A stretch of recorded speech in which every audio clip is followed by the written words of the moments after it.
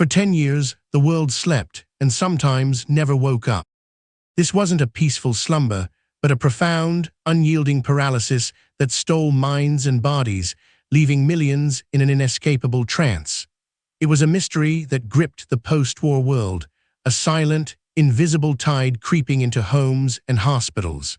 The year was 1916. Europe was embroiled in the Great War, but a different kind of battle was beginning to unfold in the quiet wards of Vienna.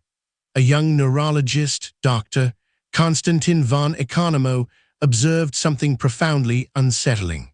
Patients were arriving with baffling symptoms, an overwhelming, irresistible sleepiness, or its terrifying opposite, a restless, wakeful state. Their eyes would often remain open, fixed, yet utterly unresponsive. It was as if their consciousness had simply unplugged. Dr. von Economo, with his meticulous observations, would become the first to describe this new, terrifying illness, which he named *encephalitis lethargica*, the sleeping sickness. But this was not the African sleeping sickness transmitted by tsetse flies. This was something entirely new, a phantom menace that crept into the very core of the brain, specifically attacking the delicate structures responsible for sleep and wakefulness, movement, and even emotion. Its origins were shrouded in enigma.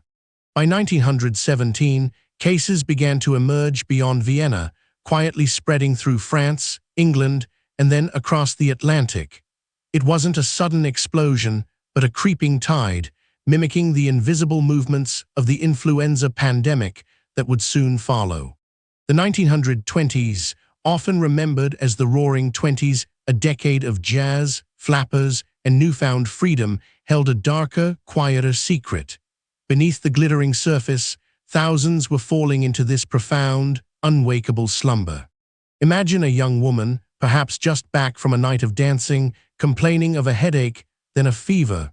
Within days, her movements become sluggish, her speech slurred. Soon, she's asleep, but not the natural sleep of exhaustion. Her eyes might be open, seeing nothing. Her body might be rigid or slowly twitching. Some patients would enter a catatonic state, frozen in whatever position they were left in, like living statues, their minds trapped within. The lucky ones would recover, often with lingering neurological issues, tremors, personality changes, or a persistent dullness. But for many, the sleep became permanent. They simply never woke up. The mortality rate was shockingly high, sometimes reaching 30 to 40%. The cause remained elusive. Was it a virus, a bacteria, a strange immune reaction to another infection? The scientific community wrestled with theories, but concrete answers were agonizingly out of reach. It was a medical enigma of unprecedented scale. Families watched helplessly as loved ones transformed. Children, vibrant and playful, could become withdrawn, aggressive, or fall into an endless slumber. It wasn't just a physical affliction, it was a profound alteration of the very essence of a person. The epidemic peaked between 1919 and 1927, affecting an estimated 1 million people worldwide. 1 million lives touched by this gentle, yet terrifying mystery. Then, almost as mysteriously as it began, the epidemic faded. New cases dwindled, and by the late 1920s, *encephalitis lethargica* seemed to vanish from the global stage. It left behind a chilling legacy and thousands of survivors, often referred to as the sleepers, who faced a different, prolonged battle. Years, sometimes decades, after their initial illness, many of these survivors began to develop a severe form of Parkinson's disease. They would awaken from their sleep, only to find themselves trapped in rigid, uncooperative bodies. This was the post-encephalitic Parkinsonism, a cruel, delayed consequence. They were conscious, aware, but often unable to move, speak clearly, or express themselves. They were the living echoes of an epidemic the world had largely forgotten.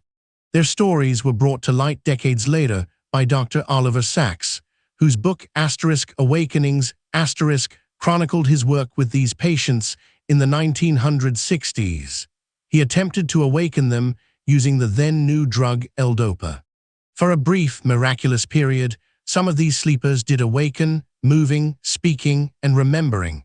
But the awakening was often temporary, a poignant glimpse of life before the long sleep, before they slowly receded once more. The sleeping sickness remains a medical mystery to this day. While many theories link it to a specific strain of influenza or an autoimmune reaction, no definitive cause has ever been established. It's a ghost from the past, a chilling reminder of medicine's limitations. It teaches us humility, reminding us that even in an age of scientific advancement, nature holds secrets we are yet to fully comprehend. The gentle mystery of the sleeping sickness whispers through time, a story of profound vulnerability. It's a story of lives paused, then irrevocably altered. A reminder that sometimes the greatest threats aren't loud and dramatic, but silent and insidious, stealing away the very essence of wakefulness and being. As you drift into your own gentle slumber tonight, consider the quiet resilience of those who faced such an unimaginable ordeal. May your rest be peaceful, undisturbed, and full of the freedom that wakefulness brings. Journey with me again next time into another forgotten corner of history.